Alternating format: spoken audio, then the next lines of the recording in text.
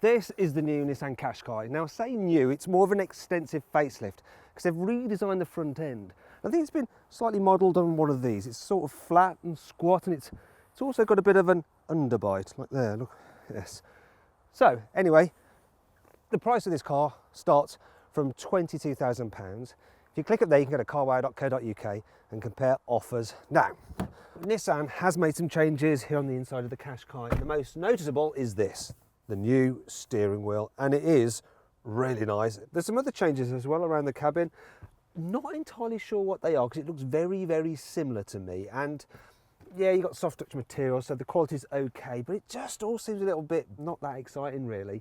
So in terms of trim levels, you don't want the two entry-level cars because they don't get this larger infotainment screen, and you do want that. You get on the N connector model and above, and the N connector gets stuff like, you know, climate control, but some other niceties such as keyless entry. You also get surround cameras, look at that, rear parking sensors and 18-inch alloy wheels. This particular car is actually a new trim level. It's a very posh version called the Techno Plus because Nissan reckons that people want their SUVs with as much kit as possible, and this has things like Napa leather seats with this quilting effect. It also comes with a Bose sound system, but it's very, very expensive. It's over £30,000 this car, so a bit too expensive, wouldn't go for that. Now let's move on to the infotainment system. I've already mentioned it. To use, it's okay. So you've got these physical shortcut buttons, which I find nice and easy to use while you're driving. The rest of the infotainment system is fairly logical, not too difficult to navigate through. The problem for me is that it's a little bit slow to respond at times. Yep, and the graphics, look at them, they're all just a little bit dull. In terms of cubby spaces, they're all right. Look, I can fit a big bottle just about in the door bins because of the way they're designed. They're thin towards the back, but there's enough space at the front of them.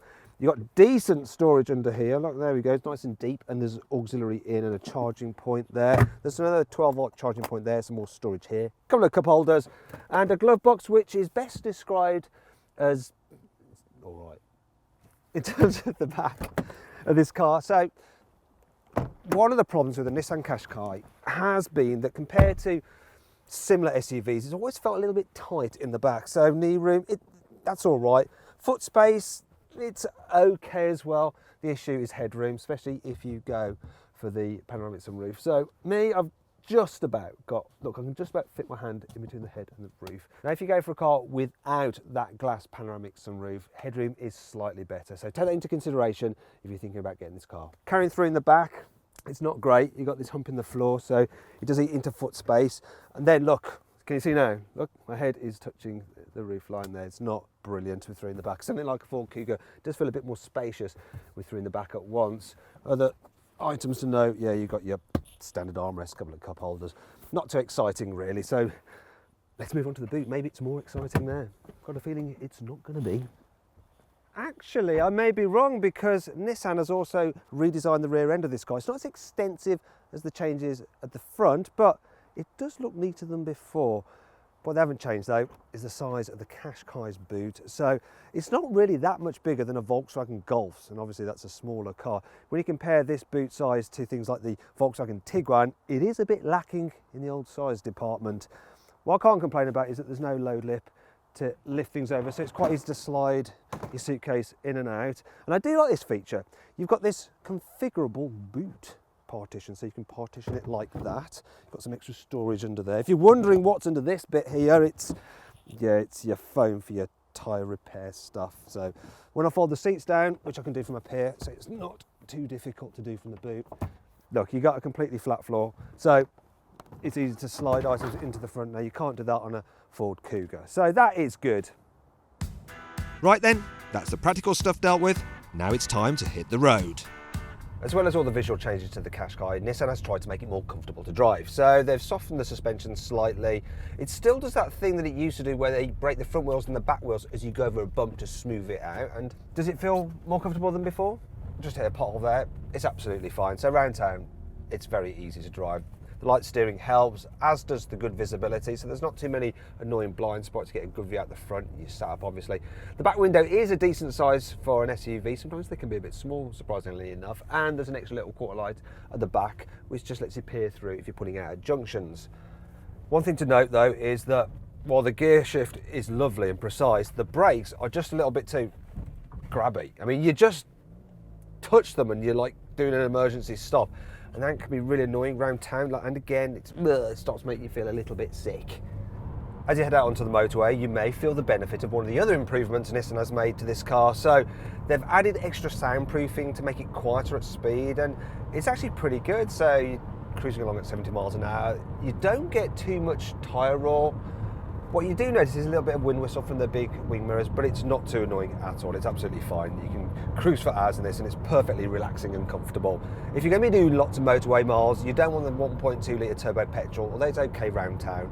The 1.6 litre turbo petrol is a lot better and it's quite punchy, but if you're doing, you know, covering over 10,000 miles a year, you probably want one of the diesels. This is the 1.5 litre diesel and it's a really good engine. It's smooth, it's reasonably quiet.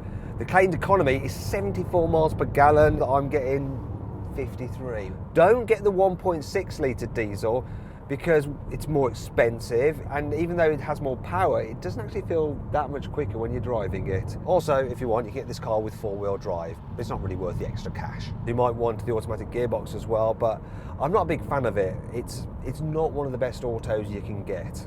The Qashqai does a decent enough job when the road gets a little bit twisty, such as this. So as you go around a corner, it nibbles the inside brakes, gets the car turning, but it doesn't turn it into a sports car.